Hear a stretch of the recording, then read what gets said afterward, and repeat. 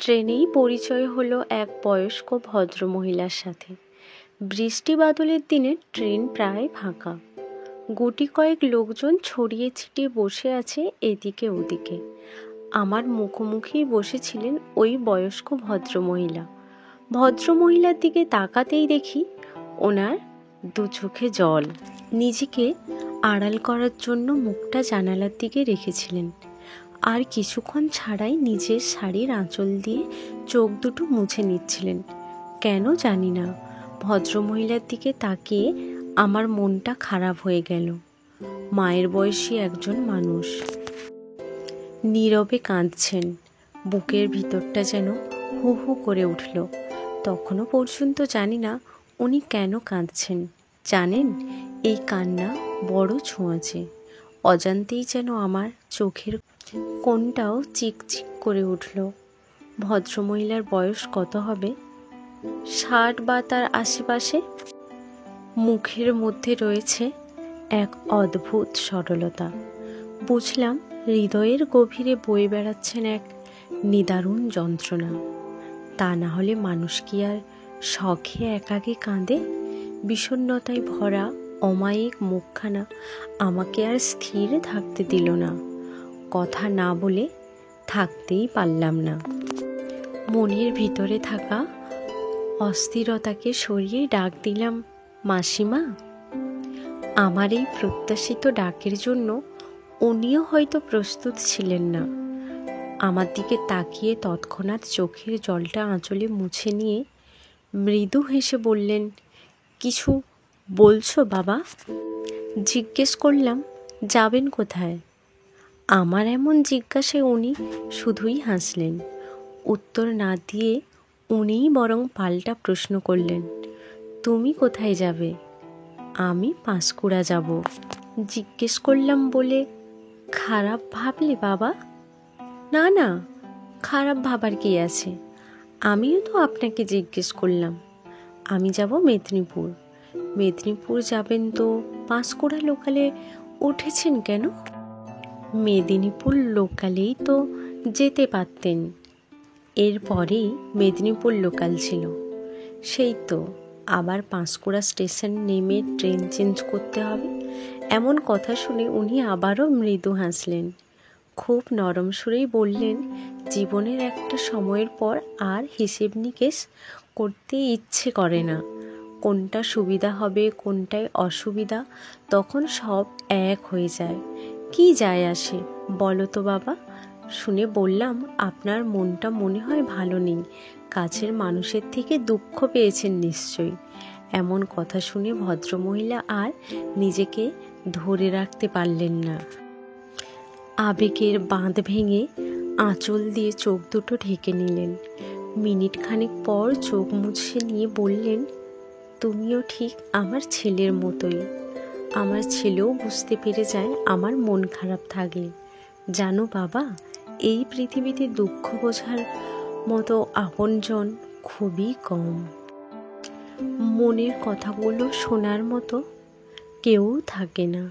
নিজেকে এখন অচল পয়সার মতো মনে হয়। অনেক দুঃখ নিয়ে বাড়ি ছেড়ে চলে এসেছি। এমন কথা শুনে একটু অবাক হলাম। জিজ্ঞেস করলাম, বাড়ি ছেড়ে চলে এসেছেন মানে? কেন মাসিমা? কিছু যদি মনে না করেন আমাকে বলতে পারেন। নিজের ছেলের মতো ভেবে। খুব কাছের মানুষটাই যখন আমাকে আঘাত দিয়ে ফেলে তখন বুকটা ফেটে যায়। আমার নাকি নজর খারাপ, আমার দৃষ্টিতে নাকি সব ক্ষতি হয়ে যায়। এই বুকে অনেক ব্যথা জমে আছে। মাত্র 2 বছর হলো ছেলের বিয়ে দিয়েছিলাম। ভেবেছিলাম ছেলের বৌমাকে নিয়ে আনন্দ করে জীবনের শেষ দিনটা বাঁচব। না, হলো না। আমার কপালের দোষ। বৌমা কি আমার পর? আমি আপন করতে চাইলেও আমাকে আপন করলো না। বৌমার কাছে সব থেকে অপছন্দের মানুষটা হলাম আমি। শাশুড়ি মানেই কি খারাপ? জিজ্ঞেস করলাম, বৌমার এমন আচরণের কারণ কি? দেখাশোনা করেই তো বিয়ে দিয়েছিলেন ছেলের। না বাবা, আমার ছেলে প্রেম করে বিয়ে করেছে। আমি হাসি মুখেই সব কিছু মেনে নিয়েছি। বৌমার খুশিতেই আমিও খুশি। বৌমা চায় যে সে তার মনের মতো সব কিছু করবে, তাতেও আমি আপত্তি করিনি। প্রতিদিন 10:30 11টায় ঘুম থেকে ওঠে, তাতেও আমার অসুবিধে নেই। কিন্তু টুকটাক বাড়ির একটু আধটু কাজটাও তো করতে হবে। 2 বছর ছেলের বিয়ে হয়েছে, আমি রান্না বান্না সব করি। বৌমা আমাকে একদিনের জন্য একটু হেল্প করেনি। ছেলে অফিসে যায় সকালে, তার টিফিন, তার সকালের খাওয়া দাওয়া সবটাই আমাকে দেখতে হয়। ছেলে বেরিয়ে যায় 8:30টায়, একা হাতে পেরে উঠি না। খারাপ লাগে, বৌমা যখন ঘরে থেকেও একটু সহযোগিতা করে না। এখন কী সব রিল ভিডিও হয়েছে, সেই সব করে ওপর ঘরে বসে, ওপর ঘরেই থাকে। সে করুক গিয়ে, কিছু তো একটা নিয়ে থাকতে হবে, তার জগৎ নিয়ে সে আছে। কিন্তু সংসারের একজন মানুষের কিছু তো দায়িত্ব থাকবেই। আমার ছেলে বৌমাকে একদিন বলল, মাকে একটু আধটু হেল্প করতেও তো পারো। বলল, তোমার মাকে হেল্প করার জন্য আমি এ বাড়িতে আসিনি। ছেলে কিছু বললেই বৌমা ভীষণ অশান্তি করে, থানা কোর্টের ভয় দেখায়। বিশ্বাস করো বাবা, থানা কোর্টকে ভীষণ ভয় পাই আমি। বৌমাকে একটা কথা বলার মতো সাহস হয় না। মা বাবা কি সন্তানকে বকে ঝকে না? আমার সেই ক্ষমতাটুকুও নেই। কাছে বাপের বাড়ি বলে সপ্তাহে 2-3 দিন চলেই যায়। সে যেতেই পারে বাবা মায়ের কাছে, এতে আর অসুবিধা কোথায়?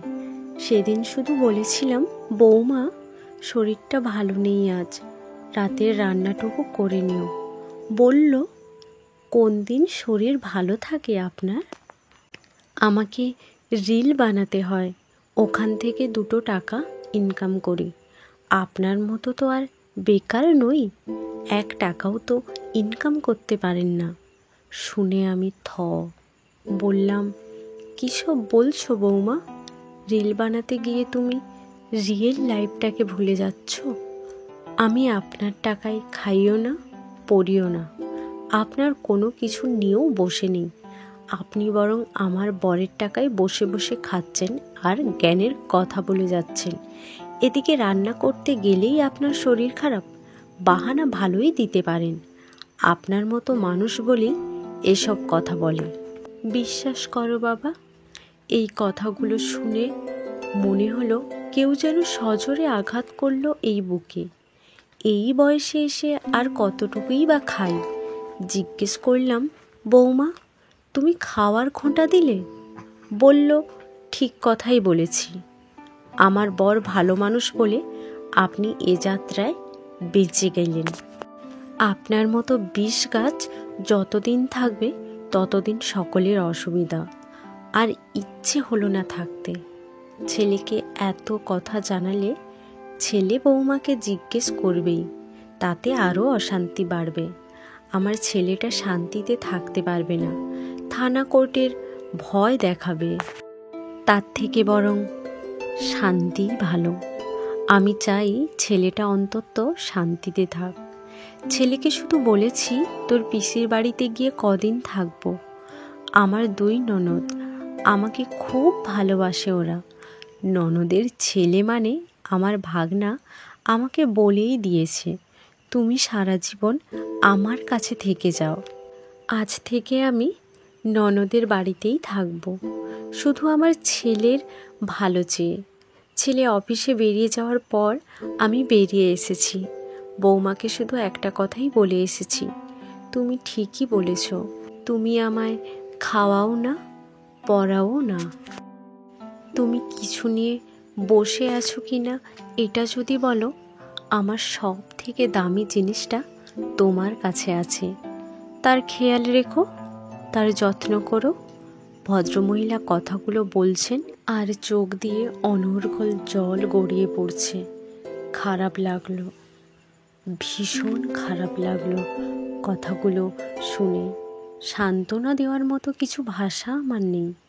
এই বয়সে এসে এতটা দুঃখ নিয়ে যিনি ঘর ছেড়ে এসেছেন, তাকে আমি কী বা বলতে পারি। তবে এটাও আমি বিশ্বাস করি, চোখের জলের প্রতিটা ফোঁটার হিসেব একদিন হবেই।